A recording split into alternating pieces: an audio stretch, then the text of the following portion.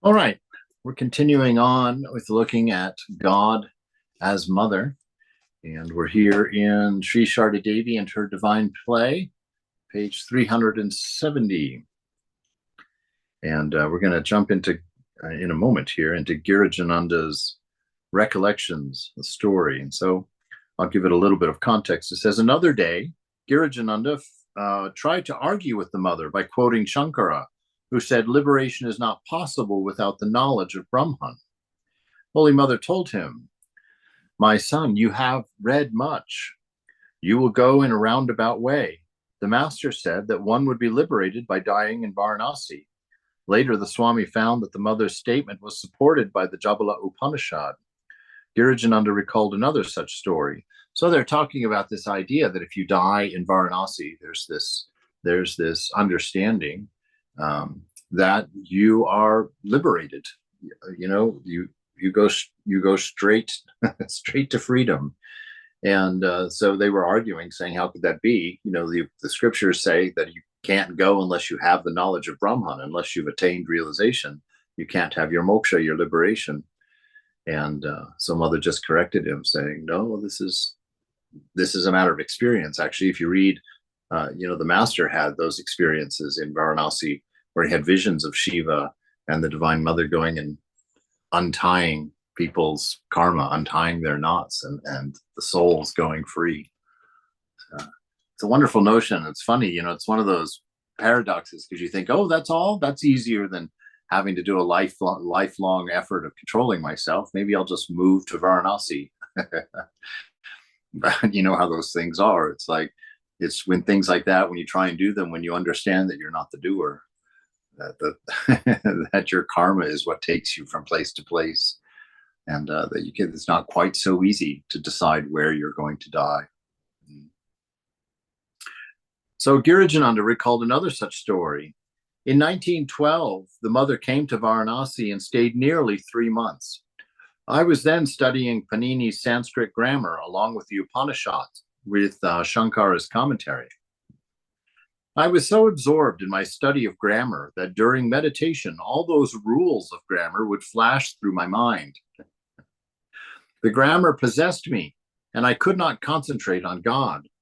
I decided to place my problem before the mother. One day I found her alone and asked, Mother, nowadays my mind is very restless. I can't practice japa and meditation. She asked, what do you study? I replied, I study Sanskrit grammar and the Upanishads in the Hindu college. And at noon, I study grammar and literature from a pundit. As soon as I said this, Radha blurted out, so I see, being a monk, why does he go to college every day with books? Then the mother said emphatically, don't think that a little girl is saying this to you. Know for certain that the Divine Mother is telling you this through Radhu's mouth. I said, then should I give up my studies? The mother replied, you have only one mind. Now, in what direction do you want to focus? Study or the divine? Give up your study. I obediently accept my guru's order, but it hurt me immensely. However, I stopped going to the college and discontinued the study of grammar and literature forever. It is amazing. Well, let's talk about that for a second. This is a great point here, because it's when we live life, it's easy to just kind of get caught in our cycles and our rhythms and sort of accept things to be as the way they are, and without thinking, which is the important thing in that. It's wonderful to accept things as they are with presence, with knowing. But it's not such a good thing just to get caught in ruts because you're just a creature of habit, that you're not paying attention. You're making assumptions and just going forward in sort of a mechanical way. It's always good at times. Well, it's always good, really, to stay in the moment, as we talk about all the time, being really present, because the moment is where you control karma. The moment is where you control your destiny. It's the reign of your life, the present moment. Also, it is divine. It's the very presence of God.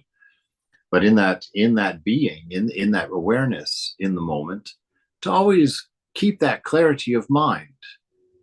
Just to keep a clarity of mind of where you are and how you are, and whether you're really present, and to kind of take a snapshot of yourself and say, am I reflecting in this moment what I say is important to me? Ramakrishna demonstrated this, that each day after the day had passed, in the evening, we have records of him, rolling on the ground, kind of suffering, because he says, "Mother, another day has passed and I have not yet seen God." And, day by day, he just kept that focus. And so when we look at his life, when he says, God is your only refuge, that realization is the point of life, that you don't doubt it. you don't see a life that's going the other direction. So it's probably a good idea in some respects every now and then to take account of your days, the position of your life, and say, if someone else looked at my day today, what would they think my priorities were? Right? If somebody was reading a book about your life and you put your account in of what your day just was today, what does it look like is important to you? And so it's always good to measure yourself like that, because it's easy to be kind of lulled into complacency with the cycles of life, from one day to the next. And so it's always a good thing to take account and just measure yourself and think, am I being true to myself? Am I being sincere? Am I being earnest? Am I being honest in the way that I'm running my life, and what I say is important to me, and what it is that I'm seeking, or what it is that I'm hoping to bring out of life for myself, so that we prevent those regrets of old age, when you look back and think, oh, I should have, and oh, I wish I had, and those other useless ways of thinking that plague a mind that hasn't lived in clarity, that hasn't been in the moment, but has been lost in many, whatever it is, cycles of the mind. Oops. Sorry, I've got Greg's trying to get in here. Let me try and remember how to do this. Okay. There we go. So to have that, to maintain that clarity, and that's what it is to be present. That's what it is to be in the moment, to be here and now, as Eckhart Tolle likes to say. That by doing that, by being living a life in that kind of awareness, that kind of intention, you really do guard yourself against regrets for the past, and anxieties for the future. Because if you're present in the moment and living out that ideal of offering everything that's done in the moment to the divine, doing it with a sense of love, with a sense of wisdom, in a real clarity and focus, that takes care of the regrets of the past, and it takes care of the anxieties of the future, because your destiny is in the means and not in the end. The means is what takes you there, and the means is always the moment. And so to really be focused and present in the moment is going to ensure a better outcome in the long run. And it allows you to keep your mind off of the results, because they'll take care of themselves. And you can find yourself at peace just by consistently being the best you, is what it turns out to be. It is amazing how Holy Mother would sometimes answer highly philosophical questions in 1 or 2 sentences. One day in Varanasi, Arupananda said to the Mother, "Mother, I don't want nirvana. If I have nirvana, then I shall not have you." The Mother replied, "My foolish boy, the true nature of God is nirvana." Asterisk here says the Mother meant that God is Nityamukta, ever free. So one cannot separate God from nirvana or liberation, absolute freedom. Holy Mother visited Advaita Ashrama in Varanasi many times. Whenever she arrived, she always went to the shrine to bow down to the Master, and then she sat for a while. Swami Apurvananda left this account, which he heard from Shivananda, Shantananda, and others. 2 or 3 days before leaving for Calcutta, Holy Mother came to Advaita Ashrama at 10 o'clock in the morning. Swami Shantananda accompanied her. Stick here. Swami Shantananda accompanied her. She went alone straight inside the shrine and closed the door. Later, it was known that she carried a small picture of her own under her cloth, along with some flowers and bell leaves. She bowed down to the master, placed her picture in the empty niche on the eastern wall of the shrine, and worshipped it with flowers and bell leaves.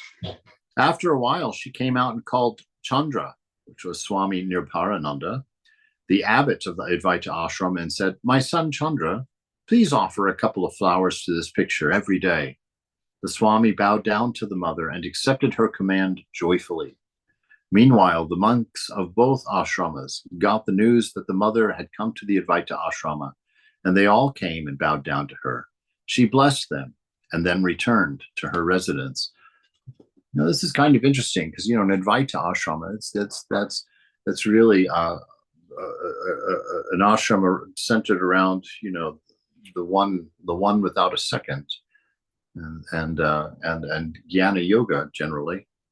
And so those personal pictures, those personal deities usually aren't worshipped there. And it's just wonderful here to see the right attitude about our practices, that it would not have been unheard of for the Advaita ashrama to forbid such a thing, or to say that such a thing wouldn't be appropriate. And yet just Mother's request, and joyfully the Swami is ready to make that available and to do that even when she's not there. And so it just shows this breadth of thinking that is really part and parcel of an earnest religion, that a practice of religion where love really is the one most important thing, and that there's an accommodation for differences in approaches to God and differences in our expressions of love for the divine, or in our approach to, reaching our highest ideal in whatever form that might be.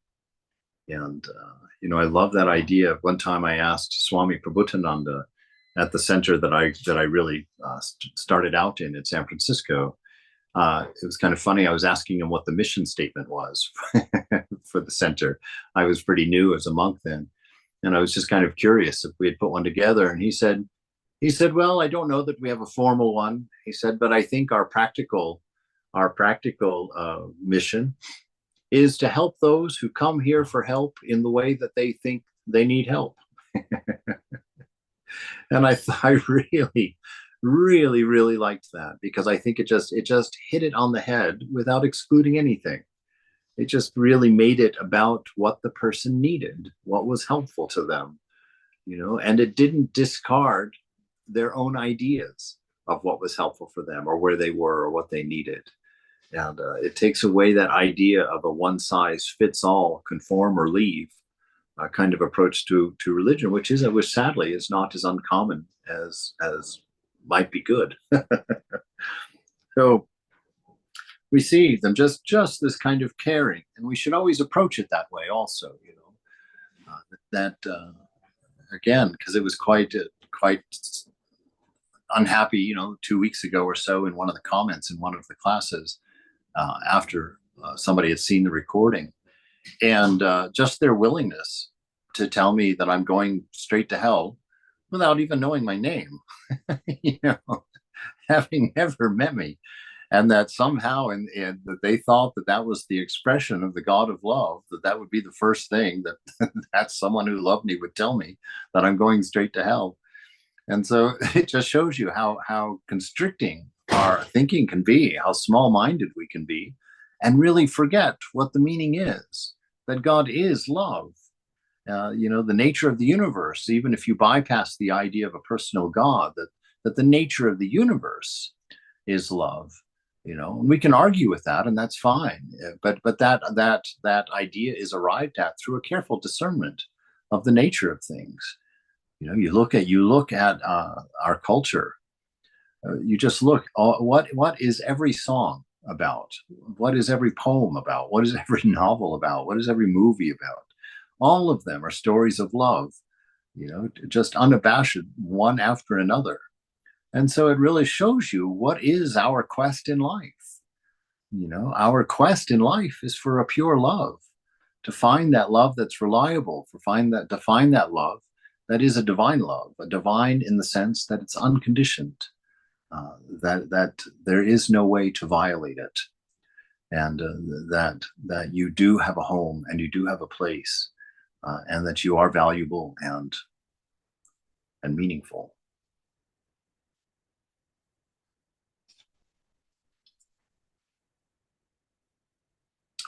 All right, let's see, where are we here? I took my eyes off the page and now I can't see it. Okay. All right, so the mother bowed down to the mother and accepted her command joyfully. Meanwhile, the monks of both ashramas got the news that the mother had come to Advaita ashrama, and they all came and bowed down to her. She blessed them and then returned to her residence. When the mother left, Nirbharananda went to the niche in the shrine and found that the mother had worshipped her own picture. He immediately reported this to Shivananda, who also went to the shrine and saw the mother's picture in the niche, or in the niche, I guess. He bowed down to the master and then the mother. He then went to the Sevashrama and described the incident to Brahmananda. The Swami became grave and said sadly, Tarakda, this is not a good sign. It seems that the mother is planning to leave the world. Shivananda then told Turiyananda, who remarked with a heavy heart, the wish of the Mahamaya will be fulfilled. After staying in Varanasi for nearly 2.5 months, Holy Mother left for Calcutta on the 15th of January, 1913, and arrived the next day. It was her last pilgrimage. She left for Jairambati on the 23rd of February, 1913, and for the remaining years of her life, she traveled only between Jairambati and Calcutta.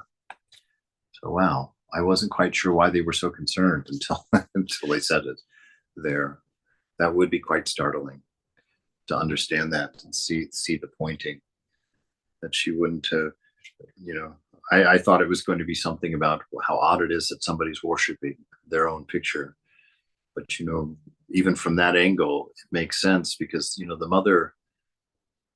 mother's was not body identified. She was not personality identified. She knew that she wasn't a particular, that she wasn't this or that body. And so for her, it wasn't the worship of her as a body. It was a worship of the one divine reality that enlivens or that animates every body, every single body. But then she passes away 2 years later. Chapter 23 at Belur and with disciples. She whose life energy is merged in Ramakrishna, who delights in hearing his name, whose personality has been colored with his spirit, to her I bow down again and again. The Chandogya Upanishad tells us that the life of a knower of Brahman, that's a knower of God for those who are newer, that the life of the knower of Brahman is established in truth, and so his desires come true, and his thoughts come true. Whatever country he longs for, whatever objects he desires, by his mere thought, all these come to him. Having obtained them, he is happy. If this is true in the case of an ordinary knower of Brahman, what an odd choice of words there. An ordinary knower of Brahman. That's a very unordinary place to arrive, or a knowledge to have. But this idea of everything coming true for them, it seems like, oh my God, that's a miracle. That means that whatever they desire comes true. But a knower of Brahman, what that means is that they've pretty much ceased egoism. They don't have a will separate from divine will, because they've recognized or know themselves to be in harmony, if not in sameness, with that divine will. So anything that they would desire would be the desire of the universe. So it would come about because they are living in perfect harmony with the oneness of all things. And so everything conspires in the same direction. So he says, if this is true in the case of an ordinary knower of Brahman, then what to speak of Holy Mother, who was the Divine Mother herself? She intensely prayed for a place where the master's disciples could live instead of roaming about. As a result of her prayer, Bellermont came into existence. It is unbearable for a mother to see her children homeless and hungry. Holy Mother was relieved when the disciples bought the land for Bellermont, the future headquarters of the Ramakrishna order, the Ramakrishna Math and mission. Some historical background is helpful in understanding the mother's role in the Ramakrishna Math and mission. The Ramakrishna order was founded by Ramakrishna in the Kasipur garden house, where he gave ochre cloths to his disciples. He then asked the disciples to beg for their food, following the ancient custom. They first went to Holy Mother and asked for alms, chanting this hymn to the goddess of Annapurna. O Parvati, the goddess of food, whose store is overflowing, O beloved of Shankara, give me alms that I may attain knowledge and wisdom. The merciful mother, taken by surprise, gave them a handful of rice. Ramakrishna passed away on the 16th of August, 1886, and some of his young disciples had to return to their homes against their wishes, while others had no place to go. They were like orphans. One evening, early in September, while Surendranath Mitra was meditating in his shrine, the master appeared to him and said, "What are you doing here? My boys are roaming about without a place to live. Attend to that before anything else." Immediately, Surendra rushed to Swami Vivekananda's house and said to some of the disciples who were assembled there, "Brothers, where will you go? Let us rent a house. You will live there and make it our master's shrine, and we householders shall come there for consolation. How can we pass all our days and nights with our wives and children in the world? I used to spend a sum of money for the master at Kasipur. I shall now gladly give it for your expenses." Accordingly, a house was rented at Baranagar near the Ganges at 11 rupees per month. Oh my gosh. 11 rupees, 11 rupees a month. That's literally like 20 cents. In that, probably back then it was even less than that. Amazing. Surendra paid the rent and provided food and other necessities for the master's monastic disciples. Afterward, the monastery was moved to Alambazar, then to Nilambar Mukherjee's house at Belur, and finally, it was established at Belur Math. Holy Mother's reception. In chapter 13, we mentioned that the disciples invited Holy Mother to Belur Math on Saturday, the 12th of November, 1898. They wanted Holy Mother to consecrate the headquarters of the order. The mother left Calcutta by boat and landed at the Belur Math Ghat with her women companions and attendants. According to Swami Adbhutananda, all members of the monastery took the dust of her feet, and that dust is still worshipped in the Math. You got a footnote. The disciples collected the dirt where Holy Mother first stepped onto the monastery ground. The dirt is kept in a casket and worshipped every day, even now. The monastery, Swami, yes. That's literally a footnote.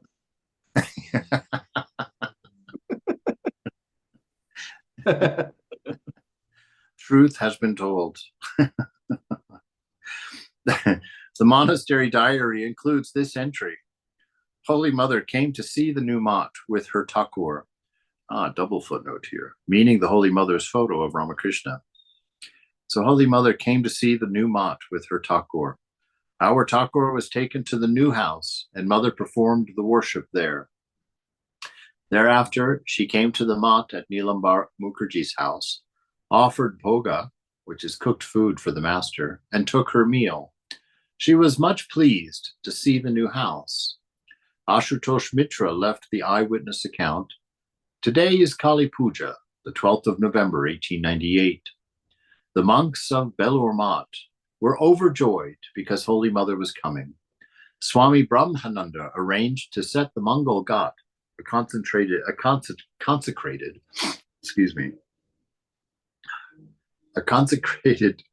I've got to sneeze halfway through here. A consecrated pitcher of water and a banana tree at the gate of the Math house. Brahmachari Nandalal was busy with puja preparations. That's a worship. Swami Sharadananda was supervising the cleaning of the shrine, the courtyard, and all around.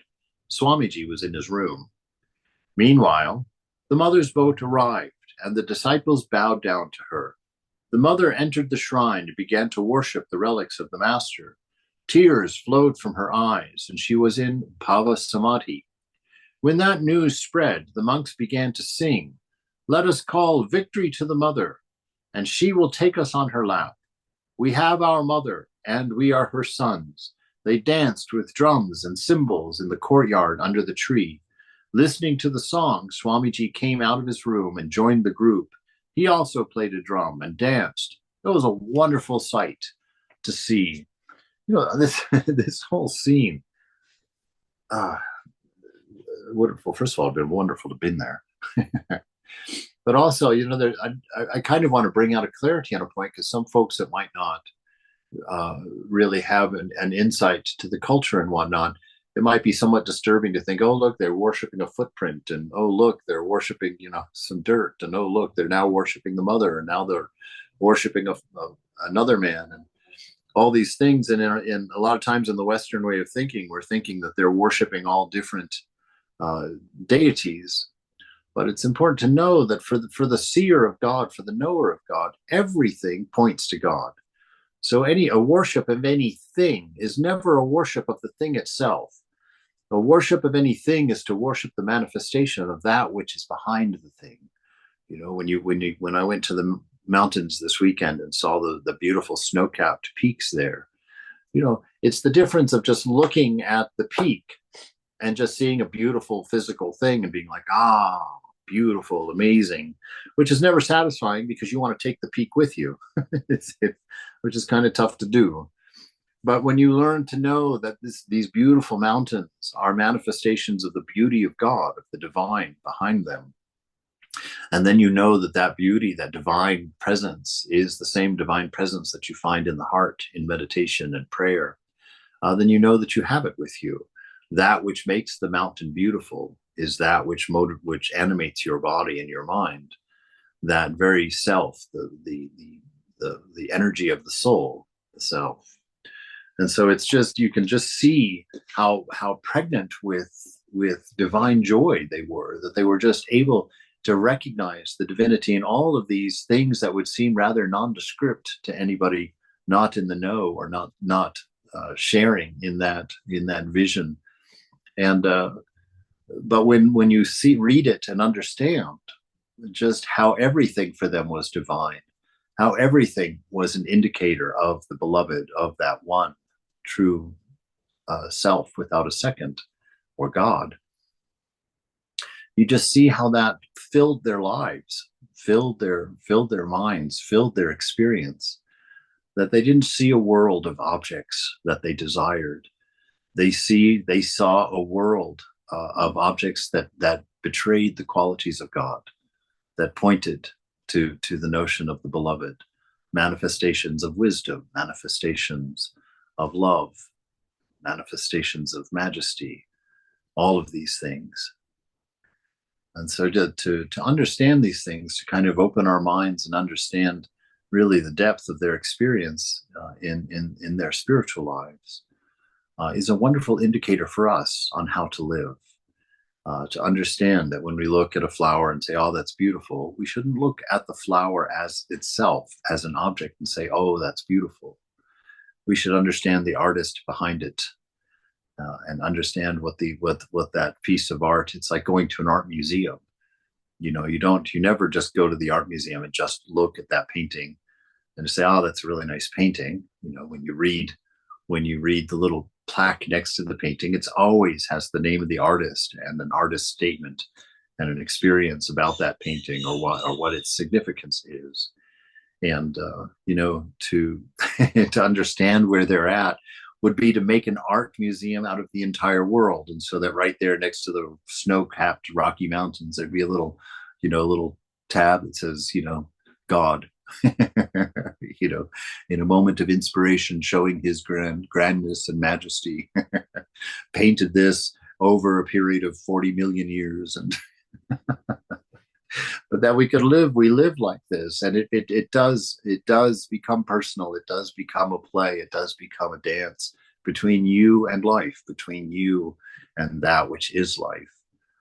And it's no longer the mundane of the material, where there is no inherent meaning in anything, but to understand that everything is a manifestation of a divine principle. And that divine principle is love and wisdom and being. And that we can share in that because we ourselves are that same manifestation.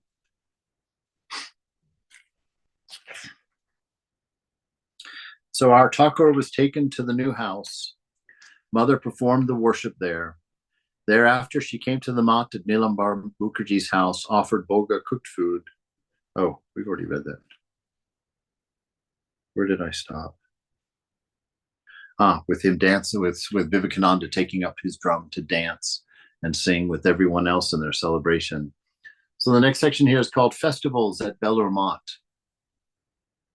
After Holy Mother consecrated that monastery, Swami Vivekananda performed the public dedication ceremony on the 9th of December, 1898. He carried Ramakrishna's relics to Belur and installed them in the monastery.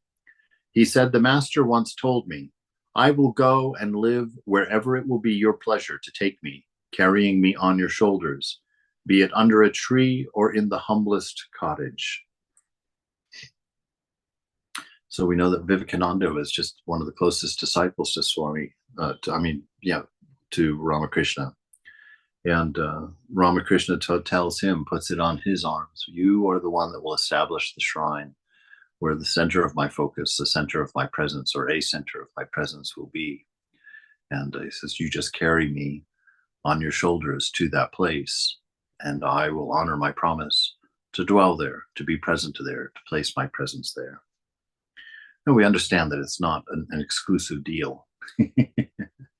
That that he just promised to be there, and as well, he is everywhere where there is a devotee, and actually everywhere where there is just a knowledge of presence. Really and truly everywhere, but it's us that does the recognizing.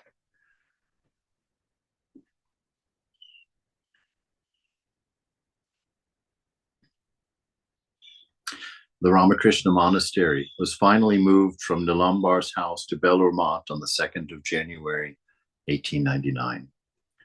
Holy Mother was relieved that the Master's children now had a permanent home and was happy that her prayer had been answered. So, she, being the divine mother of all of us, naturally wants us to be taken care of, or treats each one of us as her child. And that was her practice and her lesson to us, that the whole world is the child of the divine, and that the divine relationship with that child is centered on love and centered on all of the qualities of a healthy relationship between a mother and her children. The local Orthodox Hindu people of Belur and neighboring Bali were not as pleased. They began to gossip that Swami Vivekananda had established Belur Mat according to a Western method, and they complained that traditional Hindu customs and dietary restrictions were not being observed there. Swamiji did not pay any attention to the criticism, nor did he allow others to protest. He only remarked, "It is a natural law that when a new idea enters society, the old Orthodox group goes against it. All pioneers of world religions had to pass through this test. Without persecution, no great ideas can penetrate society. Work without any motive, and one day you will reap that result." So this is a very interesting thing to say, because we find that it's true if you look at each of the world's religions. That new ideas, new thinking, progressive thinking is not that there's always a faction that rises up to maintain the status quo that benefits them, that generates a fear around change and starts predicting dire consequences for us daring to do something new or something different. How dare us not respect, the doings of the greats in the past. And so it's interesting to see this play going on all around us all the time. This resistance to new thinking, this resistance to learning and transcending and to growing and expanding. That really the ego self wants everything to remain in its control and in its charge. It doesn't want the challenge of being broken, the challenge of the cage being shattered, and exploration really to find new vistas and deeper and uh, beautiful ways of seeing. A few days before Durga Puja in 1901, Swamiji was coming from Calcutta to Belur by boat when he had a vision of a luminous form of Mother Durga in the Mat. The Mat means the monastery. When the boat landed, he told Brahmananda about his vision and asked him to arrange for the worship with an image. Brahmananda told Swamiji of a similar vision. He said, "I was seated on this bench watching the Ganges," he said. "I saw Mother Durga come from Dakshineshwar over the Ganges and reach that bell tree." Swamiji was excited. Fortunately, an image was available at Kumartuli, and it was brought to Belur on the 17th of October, 1901. On the 18th of October, Holy Mother had her attendants come to attend Durga Puja and stayed at Nilambar's house. Brahmachari Krishnalal was the worshipper, and Ishwar Chandra Chakravarti was the prompter of the mantras. According to Swamiji's direction, the worship was performed in the name of Holy Mother, who offered 25 rupees to Ishwar Chakrabarti as dakshina, a gift for performing the worship. Swamiji also invited Brahmin Pundits from neighboring Belur, Bali, and Uttarpar to attend this worship. They came and partook of the prasad and cleared up their misunderstanding about Belur Mat. This is a wonderful thing, this worship of Durga. Of course, it is still going on, or still goes on at Belur Mat every year, and at many of the centers around the world. And you get another hint and another understanding, in the sense that here we've been talking about Holy Mother, Sri Sharda, being the mother of the universe, and now all of a sudden they're talking about Durga, being the mother to be worshipped. And so you see that these ideas of God are fluid, that God is manifesting through many entities, many faces of God. It's long been held that Hinduism was a polytheistic religion, but really, if you look into the philosophy of the Vedas and the philosophy of Hinduism, you find that it is not. There is always that one reality, one without a second behind everything. But that one reality, when it becomes personal, when it steps into this world of manifestation, that it can be represented and can be spoken and will speak through many faces, not just one. And that God can actually be seen almost through anything. And it's more dependent on the sincerity, the earnestness, and the honesty of the practitioner, of the worshiper, to see that one divine everywhere that he looks. Then it is really a description of how God manifests, that the divine manifests in you. And if you do that inner work of removing me and mine from your mind, that you gain that ability to see the reflections of God. And you gain that ability to see through this apparent separateness of things into this underlying unity. And so the realized soul then is able to see God in everything. Even in ordinary life, he can see that the motivations and movement of that life, regardless of its apparent quality or morality to us, apart from that, it's able to see that life is a story of love. That it is for love that a thief steals. That it's even, it may be for a love of power, or just a love of his family and he doesn't have the money to feed them, or just a love of money itself. But that everything that is done, Vivekananda has shown us that love is the only motivating force in the universe, and even goes so far as to say that that's the reason that the atom in an atom, that the electrons circle the center, and why in the solar system, the planets circle the sun. He seems to suggest that gravity and love are that gravity is an expression of love, that attracting power, that pulling power, and that love ultimately is the only thing that moves anything in the universe. That's really a beautiful vision, a beautiful ideal that really points to, I don't know, the depth of being. That really, with that idea, you can fall so deep into an understanding, an inspiration, and give such a wonderful meaning to life. It's really lovely, really beyond words, actually.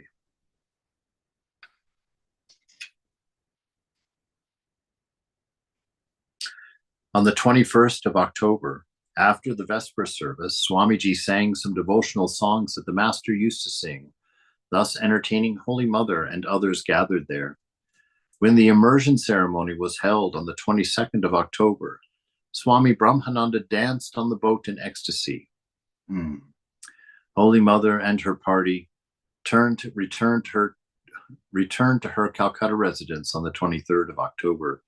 So this wonderful vision, Swami Brahmananda danced in the boat in ecstasy. That ecstasy is the result of having the eyes to see this love that is in all things, that is the motivating force of the universe, the ability to see that unity of the one divine love without a condition.